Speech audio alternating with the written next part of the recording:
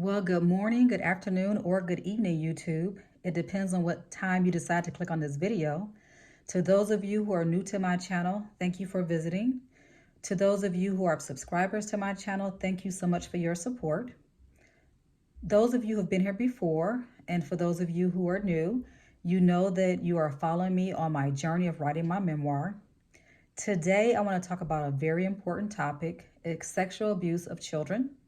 So one of the themes of my memoir is focused on sexual abuse. So I do want to talk about that specifically.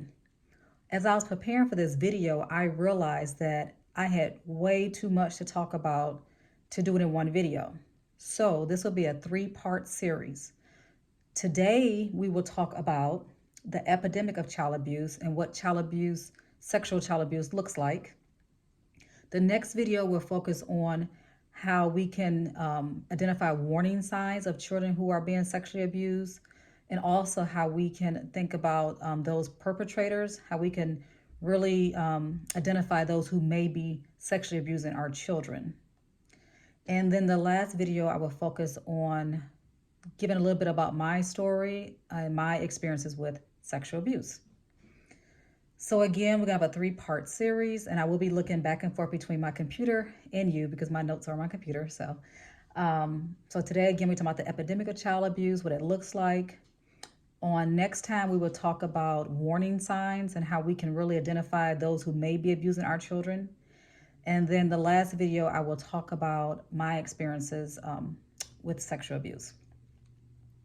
Today, I do want to talk about some statistics. So basically, I'm going to give you 12 statistics, and then I'm going to discuss them, and we're going to move on from there, okay? First, let's define sexual abuse. Sexual abuse is also referred to as molestation. It's abusive sexual behavior by one person upon another. The offender is referred to as a sexual abuser or molester. The term also covers any behavior by an adult or older adolescent towards a child to stimulate any of the involved sexually. So again, sexual abuse, also referred to molestation, is an abusive sexual behavior by one person upon another. The offender is referred to as a sexual abuser or molester. The term also covers any behavior by an adult or older adolescent towards a child to stimulate any of the involved sexually. The statistics I'm going to be talking about today are actually from an article in the HuffPost, and I will pop that link in the description so you can have all the access to the articles that these statistics are based on. One thing I've realized when I was looking at these statistics last night is that the statistics increase for those who are being sexually abused. So the statistics are not going down, okay? So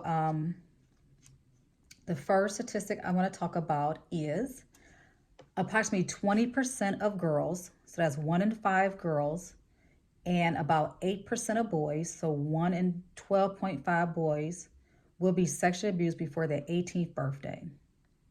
1 in 5 girls, and 1 in 2.5% of boys. So when I think about this, I thought about my friend circle. I have 3 females I'm really close to. We text throughout the week. We share videos. Right now we have virtual meetings, and we're really good friends. We've been friends close to 10 years.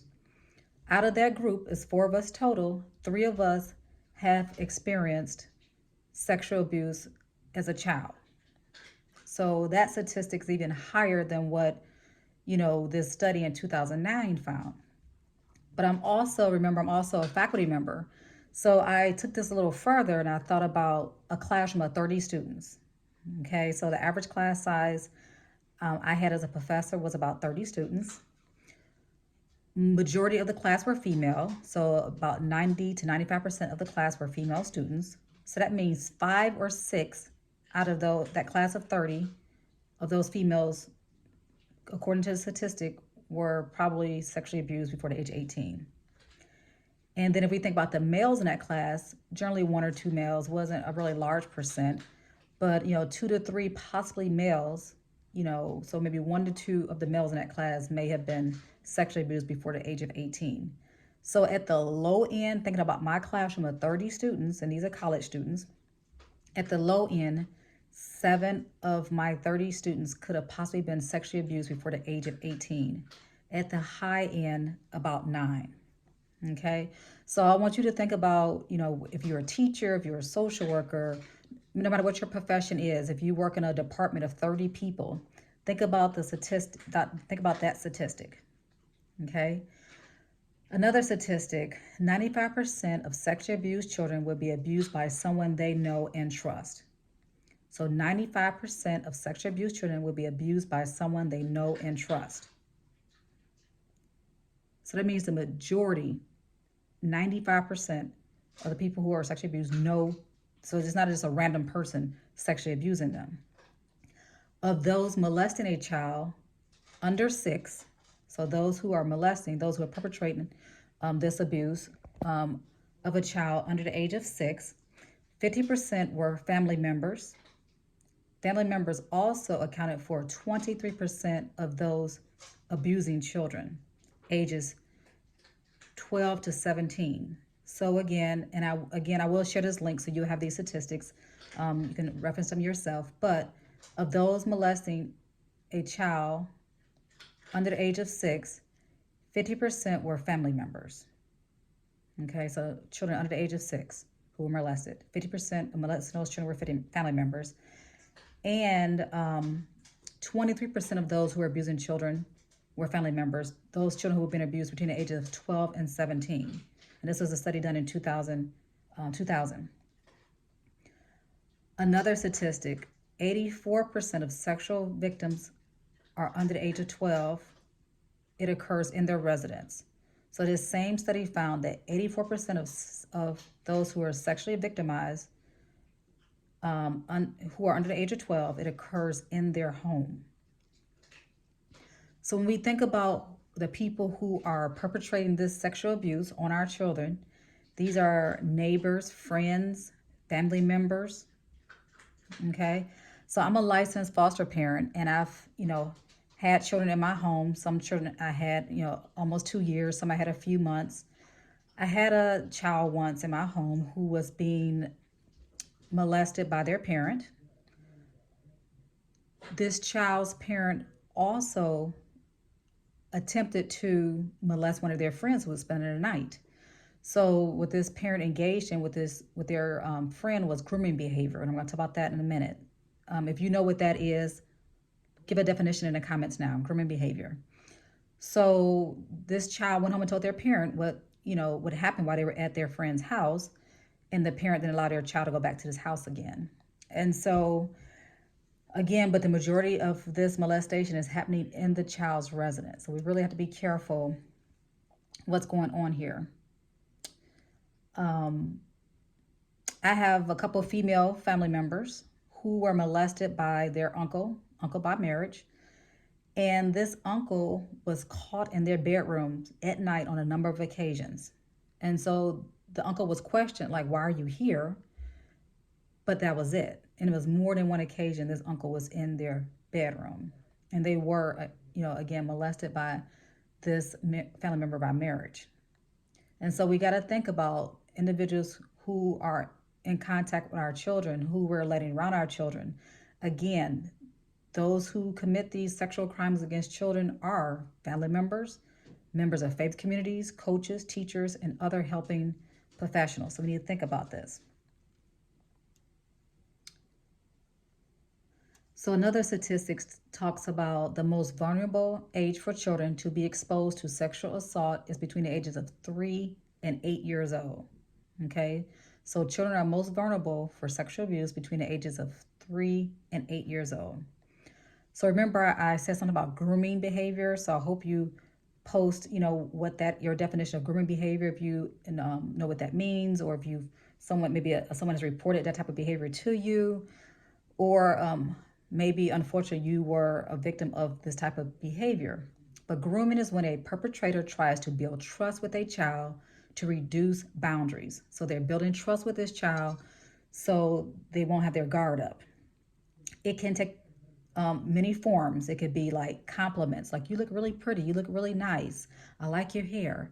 It could be tickling, rustling, hugging, or other types of normal touching with the goal of getting the child comfortable. So it might not necessarily be sexual touch, but it could be just excessive hugging or tickling. Again, there's ways to get that child comfortable with this person touching their body. It also can be in a form of giving gifts, such as, been buying them candy and toys and clothing.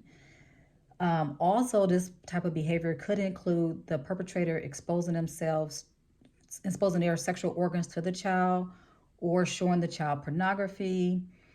Again, these are some of the things that individuals do to get the child comfortable. This also can include the adult or the older adolescent. Remember, older adolescents can, according to our definition, it could be older adolescents as well, doing this to children. It could be them actually masturbating in front of children. So, several years ago, I met this young lady. She was about 15, 16 years old, and she was like so angry. She was such an angry young lady, and I just couldn't understand why she was so angry. And so we got to know each other. She got to trust me. We spent, a significant amount of time together because we went to the same church.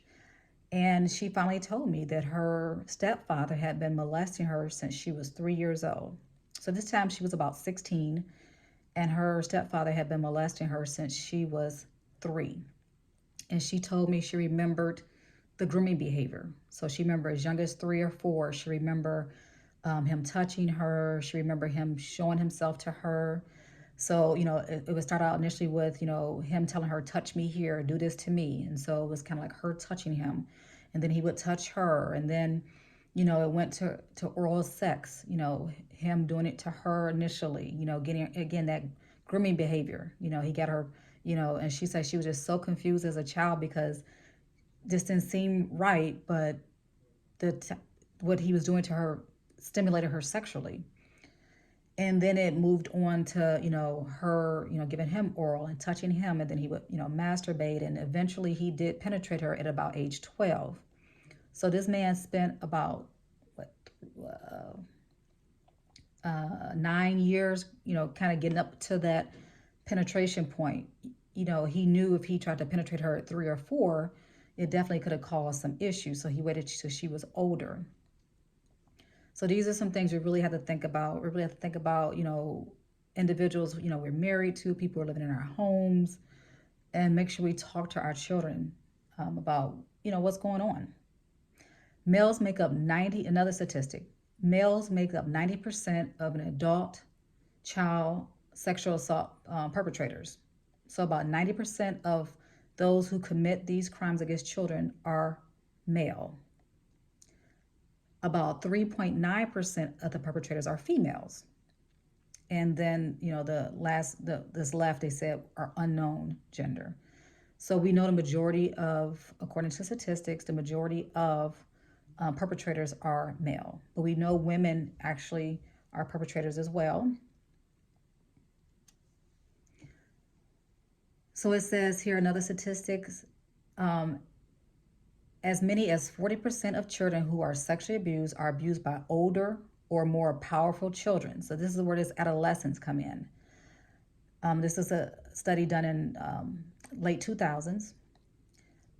So it said that a lot of this has occurred with children showing other children pornography and things of that nature. And so 23% of all 7 to 10-year-olds experience exposure to unwanted pornography. So 23% of all 23% of all 10 to 7-year-olds experience exposure to unwanted pornography. And so we really need to think about the older children, the adolescents, our younger children are around, because, with cell phones and free porn, Pornhub, and all these different sites, pornography is rampant. And so we know that about 40% of children are sexually abused by older children and adolescents. So this is telling me that we have to not only keep our eyes on adults, we have to keep our eyes on adolescents as well. We need to think about who we're allowing to babysit our children. Sometimes parents are just so happy to have someone to keep our children so we can go to work or go out and have a good time or study for school or whatever we're trying to do. If we do have, adolescents, watching our children, we need to make sure we talk to our children, okay? In the next video, we're going to talk about warning signs. And one of the warning signs is how your children respond to being left with certain individuals. But we'll get to that in the next video. So it says here, 98% of children abuse cases reported to officials, statements were found to be true. So 98% of cases that were reported to officials, so these are child welfare people, social workers, teachers, 98% of the cases that were reported by children were found to be true, okay? But a statistic also says that 1 in 3 adults would not believe a child if they disclose sexual abuse. So out of 100 children who tell someone they've been sexually abused, out of 100 children, 2 are saying something that's not true, okay? Out of 100, according to statistic. But 1 in 3 adults say if a child told them that someone was sexually abusing them, they would not believe the abuse. So again, you will share the link so you have access to these studies and what these were, where these numbers are founded. But remember the young lady I talked to you about, her stepfather was abusing her, from the age of 3 to about 16. She told her mother what her stepfather was doing. Her mother stayed with the man. She chose the man. And this is where a lot of her anger resonated from, because her mother did not, I don't know if her mother didn't believe her, but her mother felt that her relationship with her husband was more important than protecting her child. And we do know that there are a lot of women who stay with men who've abused their children either sexually or physically. We know there are men who stay with women who are abusing their children as well. Those family members I told you about, those 2 female family members I told you about earlier, their father was married to a woman, and the woman was abusive to them. Her brother was the one who was sexually abusing them, okay? So they are, and they tried to tell their father what was going on, but it was a lot of manipulation. It was a lot of fear on their part. So there are situations where men are with women or married to women who are abusing the men's children.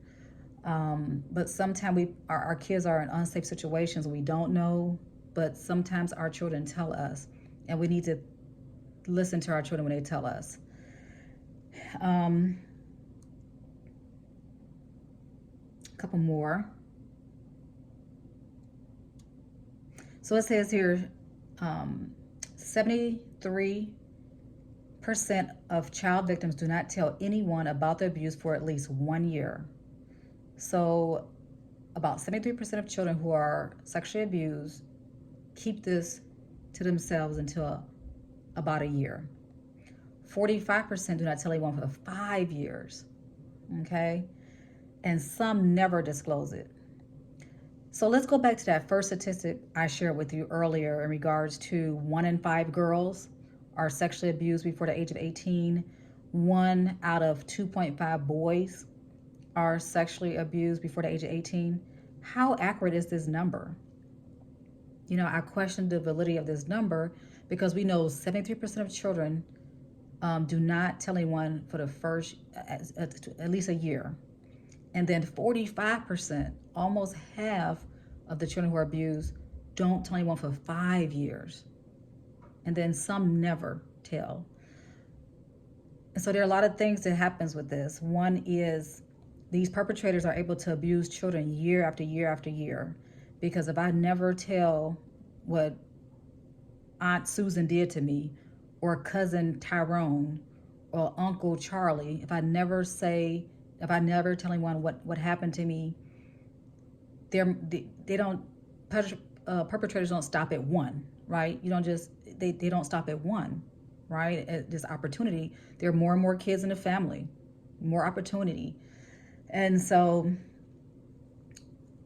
someone may be watching this video right now who may have been sexually abused and never told anyone. And it's hard. It's hard for people to tell for many reasons. Fear of family being torn apart. A lot of people didn't tell because they were told by their perpetrators, if you tell someone, I'm going to hurt you, I'm going to kill your family. Some people are confused. Remember the young lady I told you? She said she was so confused because when her stepfather was doing these things to her sexually, it was sexual stimulation. It felt good. So some people are so confused about this. Or they're afraid of getting someone in trouble. So they know something's not quite right, but they love their cousin, they love their brother, or this family member or this neighbor that's doing this, or they love their coach. And so because of that love they have for that person, because there's sometimes many times, according to statistics, we know these are close people to them. They don't want to get someone in trouble.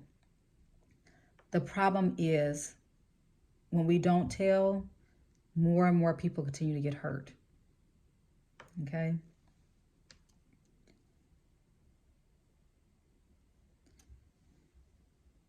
And I just have two more statistics I'm going to share. It says that survivors of child sexual abuse are 10 to 13 times more likely to attempt suicide.